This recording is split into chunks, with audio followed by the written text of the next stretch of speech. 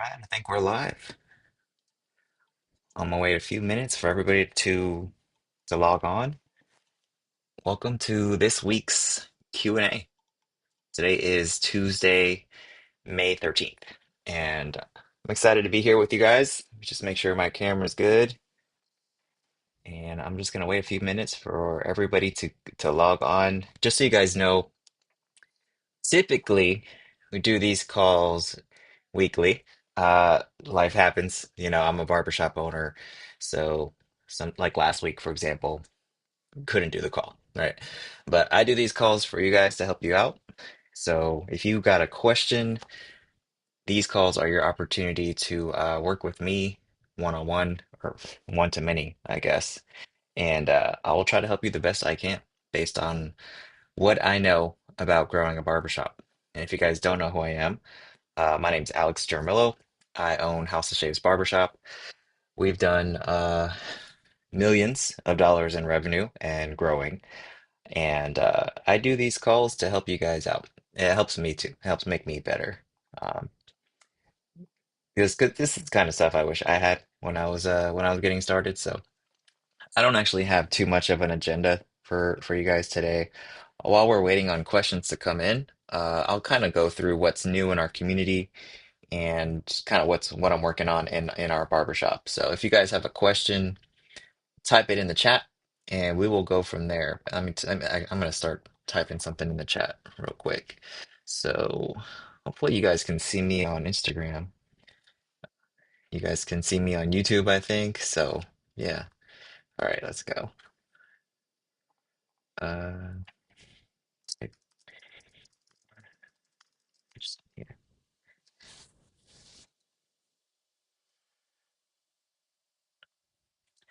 All right, I don't even know if it's working on Instagram. Let me see.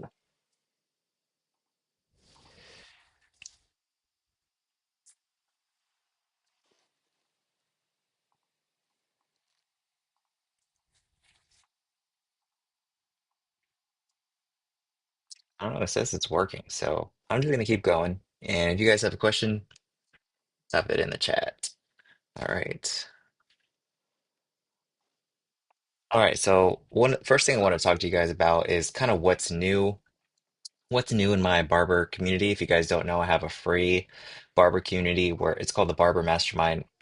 Anybody can join. You don't necessarily have to be a barber, but it's definitely dedicated to barbers, and I'm here to, that's the whole point of the group is just to kind of have a place where people can network and we can all talk to each other, make each other better.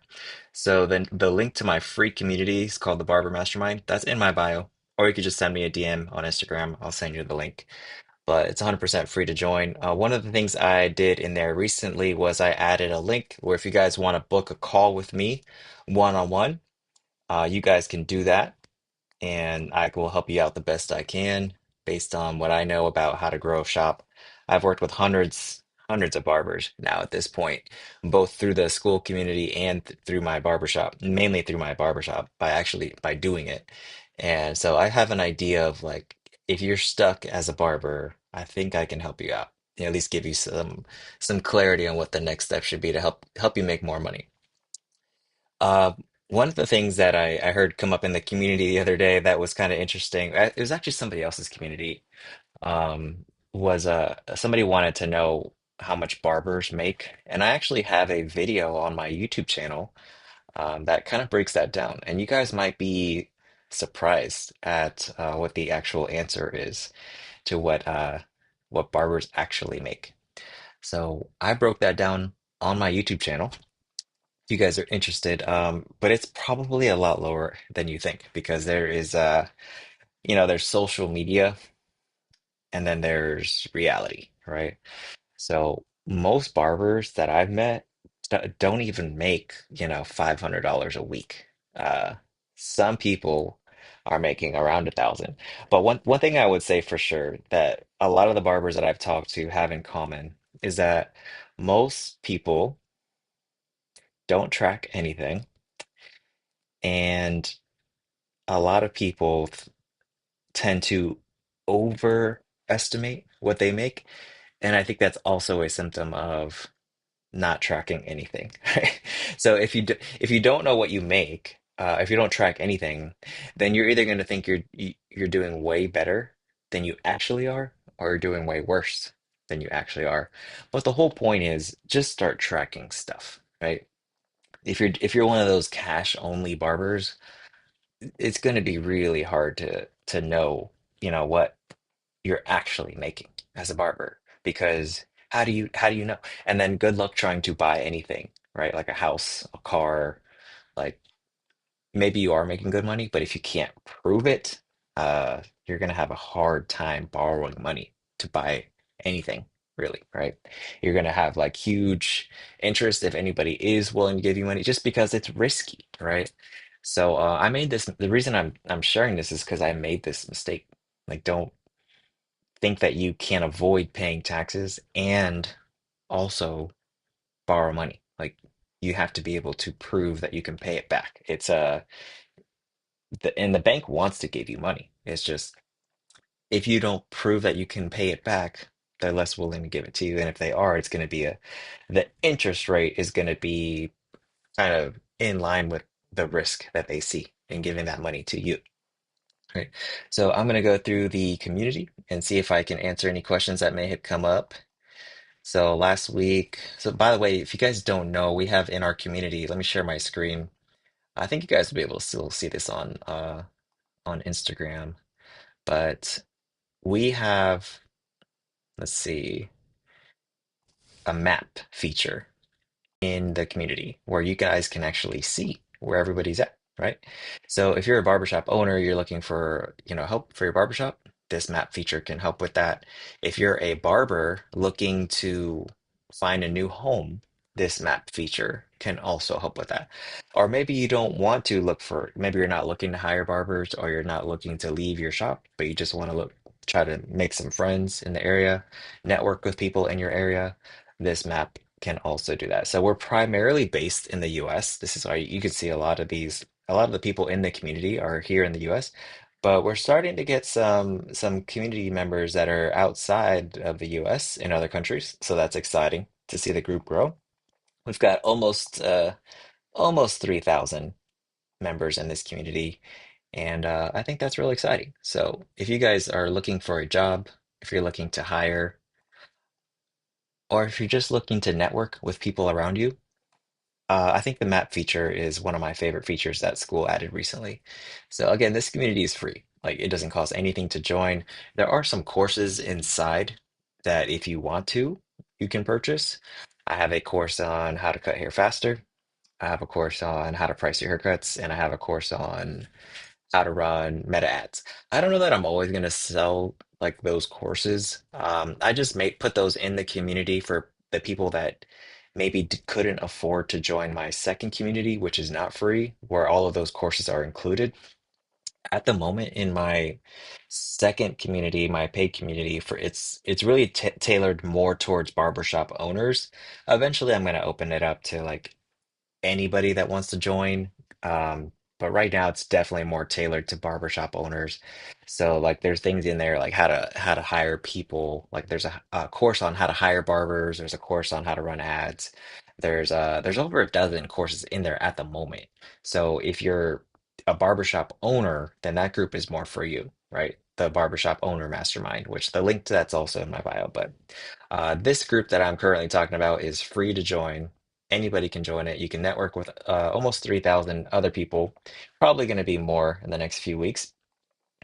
And yeah, that's the point. The whole point is just to kind of grow with each other, like grow together, right? That's actually a good saying. Maybe that should be our motto for our group.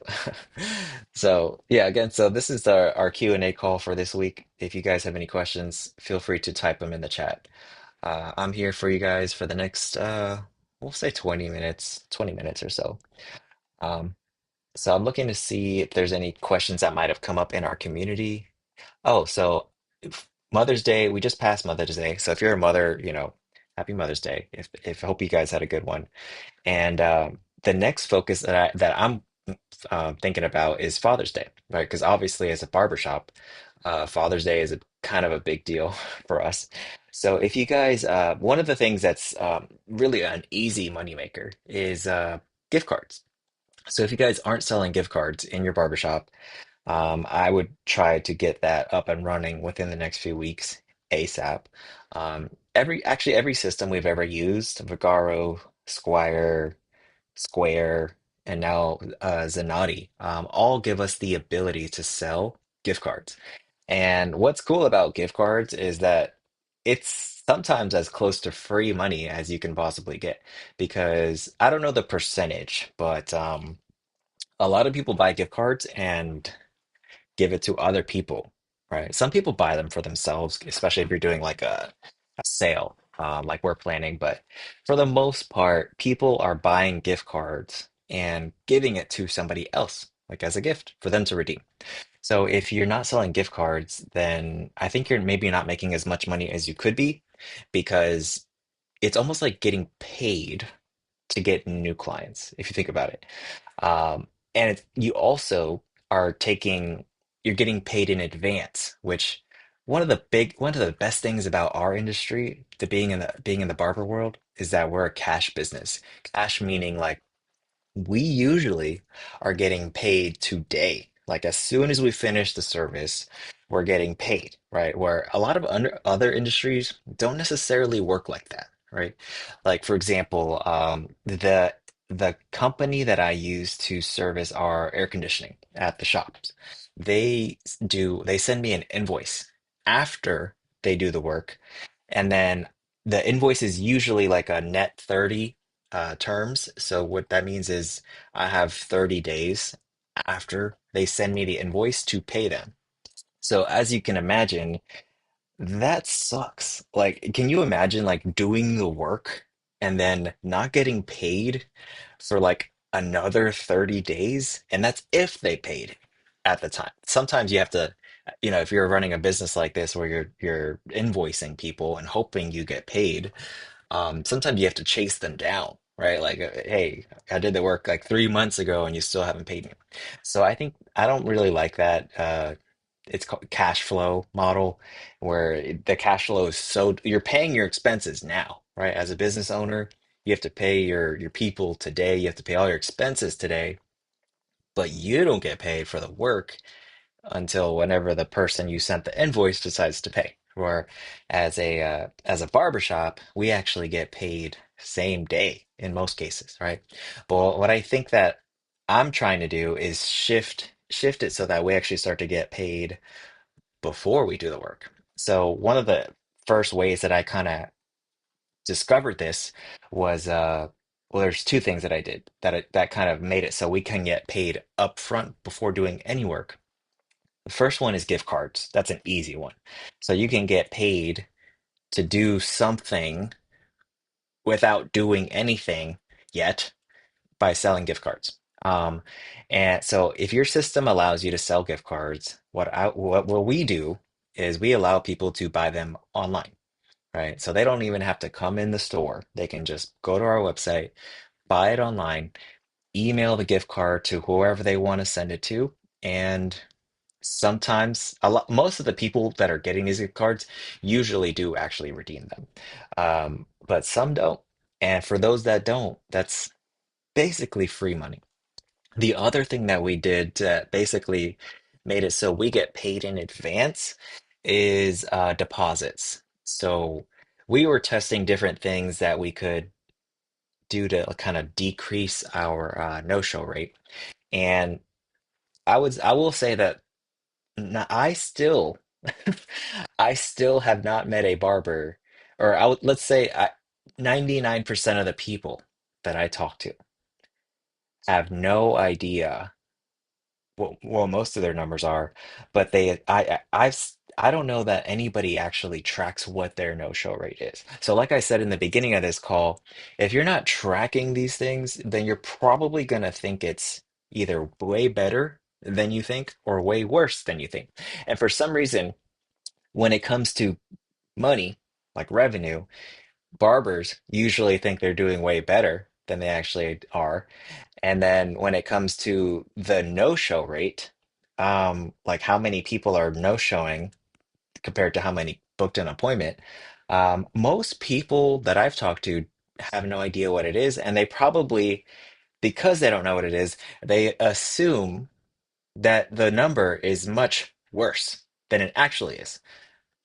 Good. I'm glad, Bolio Barber. I'm glad you're tracking everything. It's very rare. So that you're already ahead of most people. So I applaud you for that. So that's step one, right? First, to get the first stop, the right software, start tracking everything, and then then you can start to test things. So actually, I've brought it up before, but some of you guys may be watching this for the first time. But I have a change log. So anytime I change something, any major change, I don't put everything in there, but any major change in the business where I'm testing something, I usually put it in my change log. I called it. It's called like stuff Alex changed. That's the name of my. It's just a Google Doc, right? And I just added something today, right? I added a little message that pops up once right before somebody finishes booking an appointment with us now. Um, they're going to see a little checkbox, like, and they have to check that box and acknowledge, like, this is our no-show policy. And right now, we still don't charge people for no-shows. A lot of you guys are going to disagree with me on that, but most of you guys that are going to disagree with me on that don't know what your no-show rate is. So just putting that out there. But we actually track our no-show rate. So there's a few things that I've learned since tracking our no-show rate. So first of all, it was way lower than what I thought it was. Right. There's just certain days that suck, right? And there's certain barbers that are more susceptible to clients no-showing on them, I found, because they're new, right? If you're a new barber, you're getting a lot of new clients. New clients are typically more flaky, right? They're walking in, they're calling over the phone to try to get around your card on file thing, and then they don't show up, right? So it's not evenly distributed, right? And I just had this conversation with one of my barbers the other day because I was telling her, I think, you're getting a lot of cancellations and no-shows. And of course, she's a newer barber, so that's kind of the downside. And so I told her that I think one of the things that you should focus on is really trying to prevent that, right? And then she recommended or suggested that we start doing cardinal files or no-show fees. But the thing is that we've already done that. So I know the result of that, and that's kind of the downside of I guess making myself available to suggestions from my team is that I'm always willing to listen and take advice from them. But there's a lot of things that we've already tested, right? And I don't think that there is like actually a bad like it depends on what you're trying to build your business around, like or what you're optimizing for. So for right now, I'm focused on getting new clients in the door and keeping clients for as long as possible, increasing client retention. So in the past, I noticed when we used to charge people cancellation fees and no-show fees, that would piss people off naturally, right? So what happens when you start to do that is people don't want to book online anymore. They might start calling. So that's going to make your phones ring more. People will definitely don't want to rebook anymore because if you charge them a cancellation or no-show fee, good luck trying to rebook them if they come back. And that's another thing, like probably the main thing that I care about is like if you charge somebody a cancellation fee or a no-show fee, you're probably going to lose that client for good, right? And if you don't lose them, you're definitely going to piss them off. Some people are totally cool about it. They're like, yeah, charging for that, no problem, right? But a lot of people are going to be pissed, right? And I think that for it just really depends on what you're optimizing for, right? And what they can do is they can actually go on there and they can dispute the charge. So they can just say, like, claim it as fraud or whatever. And then what's going to happen is you're going to have to submit evidence that this was a legitimate charge. And 9 out of every 10 times this happens, you lose the dispute. No matter what, no matter how clear your policy is, no matter it doesn't the bank doesn't care, right? That they're going to side with their customer, right? So you're going to lose the client most likely, and then you're going to have to give them their money back. And then on top of that, you actually have to pay a fee when you lose the dispute. It's called a chargeback fee, right? So a lot of people don't know this, right?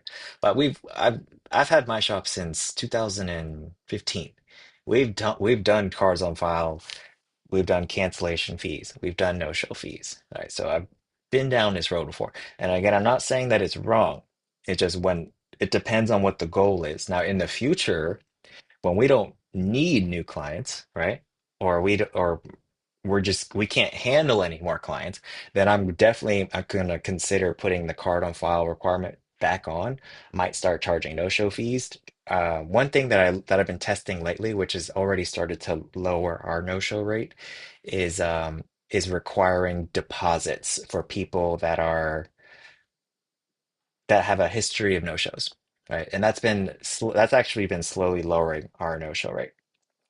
When we're getting to the point where, we're already there in terms of client retention, but when we're getting to the point where our productivity, our utilization is high, like as a team, as a location, like everybody in the shop, not just one or two people, but everybody's booked 80% or more, then at that point, what I'm probably going to do is dial back the marketing and then make it so that new clients too also have to pay a deposit when they book online, right?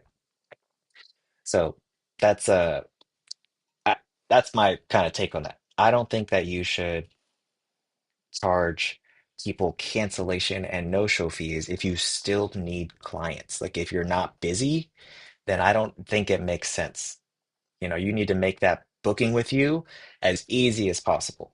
If you're having a problem with cancellations and no-shows, then I think you need to make it's actually counterintuitive, but I think you need to make it easier for people to cancel or easier for people to reschedule because people might be no-showing on you just because they don't know how to cancel their appointment.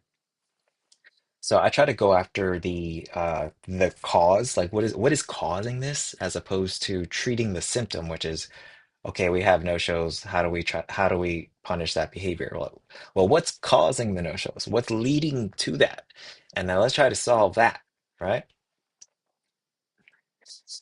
Yeah, so that's another downside is that when you try to put a card on file, so people can freeze their card too. Even first, they might not even have enough money in there, right?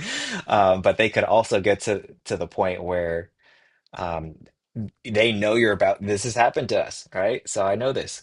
They know you're about to charge them a cancellation fee or a no-show fee, so they just freeze it, right? Or I don't know, maybe they even cancel it, right?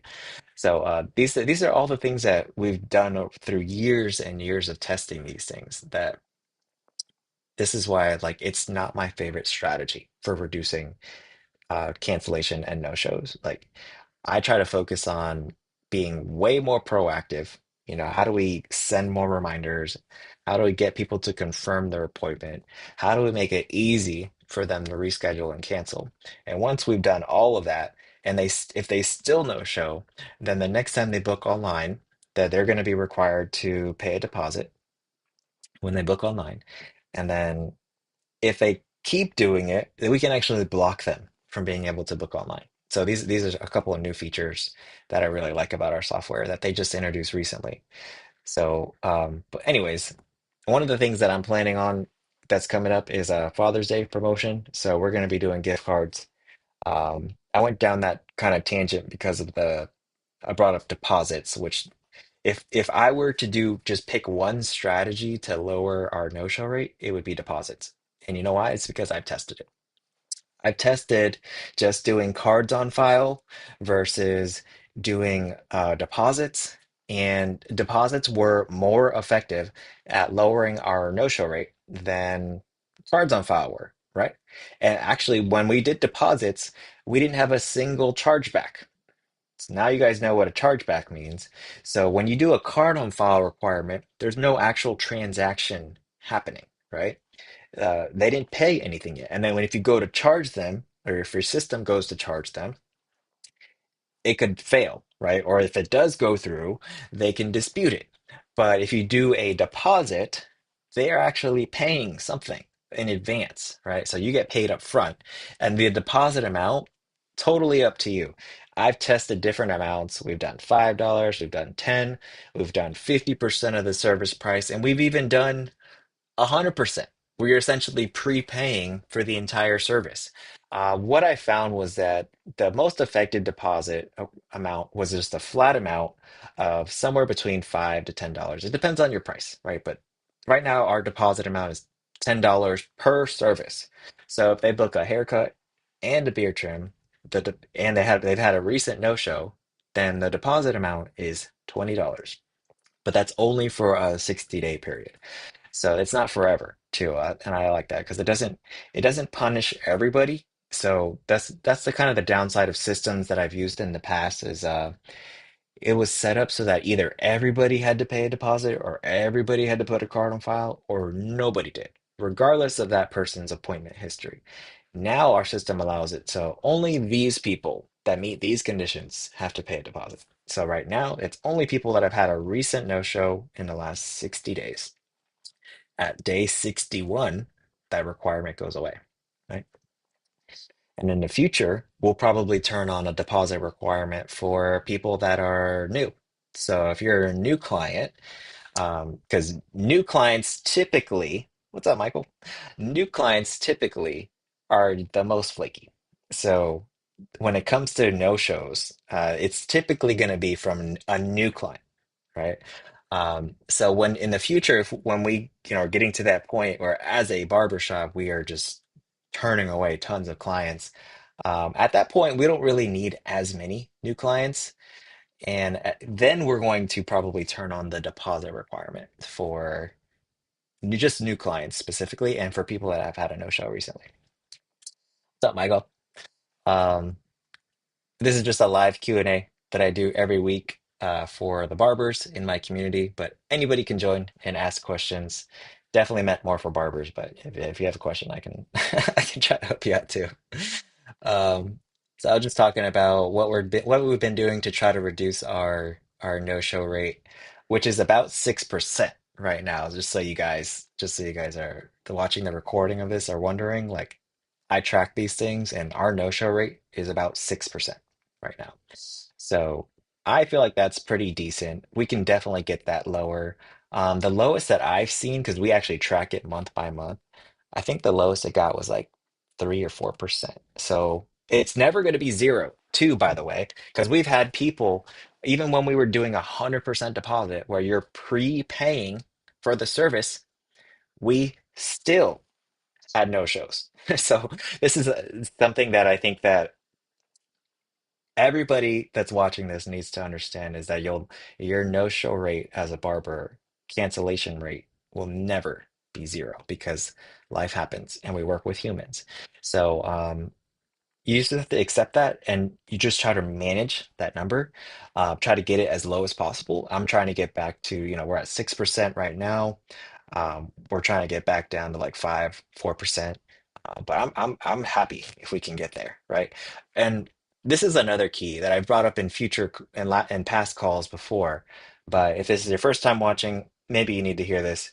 But I think that cancellations and no-shows are actually a symptom of the real problem, which is that people don't want to come back. I'm gonna let that sink in a little bit because that might have hurt your feelings, but I find that it's true. And I think that that's the reason why new clients or new barbers or barbers that don't have high retention almost always have the highest no-show rate and the highest cancellation rate. It's because people don't want to come back. Right. So first you got to solve that problem because the other things that we talked about are just little tactics that might help. But the real issue is why don't people want to come back? Work on solving that. And then the rest will almost take care of itself. Right. Because I've had people call the shop that wanted to cancel their appointment. And the barber that they were trying to cancel with was booked weeks in advance. And I told him that. I was like, no problem. We can reschedule your appointment. The next opening is 3 weeks from now. And they literally were like, I will call out of work. Just keep my appointment. I will call out of work. I'll see you in a few hours, right? So people, when they love you as a barber, they will find a way to make it to the appointment if they want to, right? So a lot of people charge no-show fees and cancellation fees, but never try to fix the core problem, which is why? Why are people canceling? Why are people no-showing? Right? So that's really the most important thing. And it's also the same thing with everything else. Like I was talking to one of my barbers about product sales and membership sales, and I was like, and rebooking is a challenge if you're a new barber. Really, the real issue that you need to solve is that they don't trust you, right? If you can't sell them a product, or you can't even do something free, like getting them to rebook their next appointment. Um, then they don't trust you. They don't believe you, right? But why should they? So you have to convince them of the why they need to rebook, why they need this product, or why the being on the membership in our case is going to help them.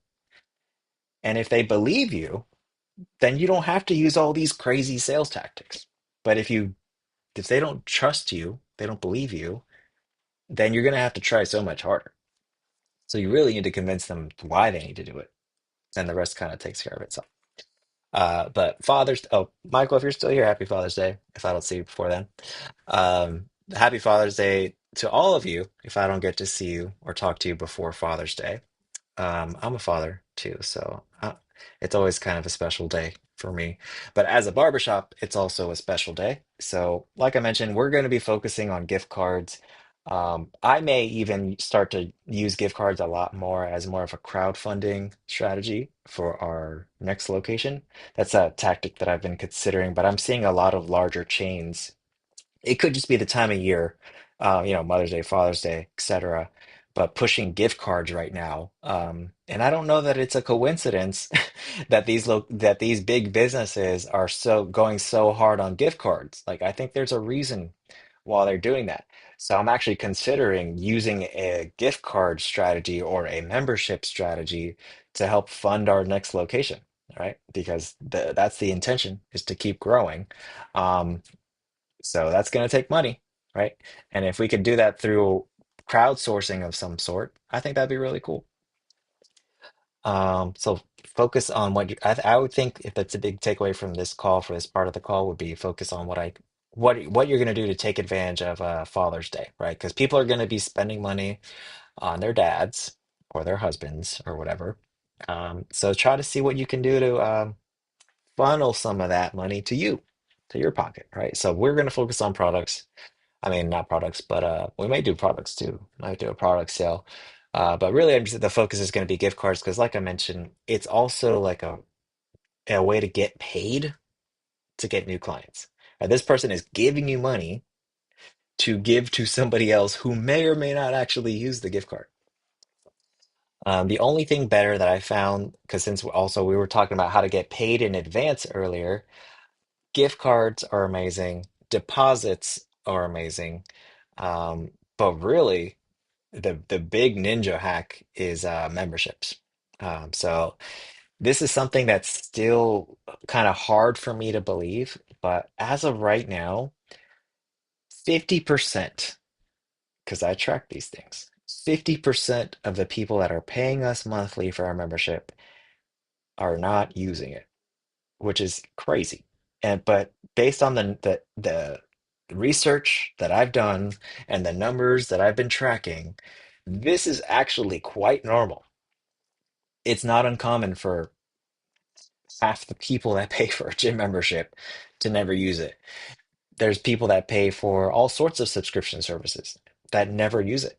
So it's the closest thing I can find to getting like basically free money because last month we collected a little over 25K in membership revenue, but only about half of that was actually redeemed, like used. But memberships are like an advanced tactic that I would say that most barbers that I talk to aren't ready for yet because you have to have the right software. You probably should be a commission or employee or hourly based shop.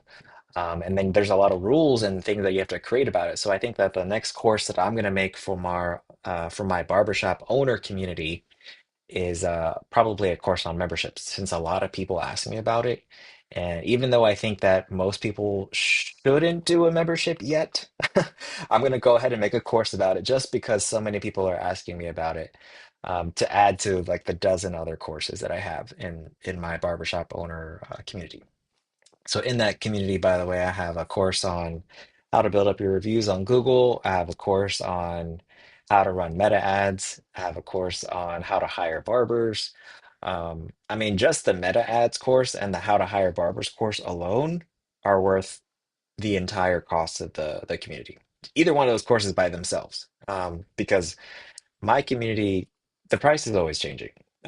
It usually goes up, right? But right now, if you get one extra haircut a month, maybe two, it'll pay for the whole community, like for the cost of that month, right?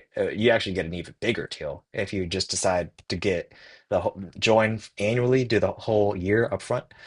Um, but the reason I do these calls is because I know a lot of you guys, that's going to be out of your reach. So that's why I do these calls. So if you have questions, that's why I hop on these calls.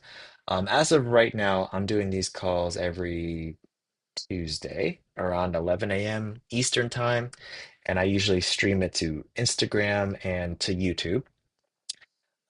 Sometimes Facebook, if Facebook is cooperating, but that's kind of my current schedule with these calls. So I think I'm going to end the call for today. If you guys have any questions or you want to work with me more, join my free community. The link to that is in my bio, or you can just send me a DM on Instagram, Alex J the Barber, and it looks like oh, actually I can't show you, but it's Alex J the Barber on Instagram. Just send me a DM, and I'll send you the link to join the free community. And if you want to work with me one-on-one, there's actually an option now in my free community to book a one-on-one call with me. It's not free, but if you don't want to pay monthly to be in my community and you just want to get tailored advice specifically to you, there is now an option. Both there's a link to that in in my free community, the Barber Mastermind, and there's also a link in my bio wherever you're watching this, to book a one-on-one call with me, uh, so I can just help you one-on-one specifically, right? So hopefully you guys have a good day. Thanks for joining me. See you on the next call.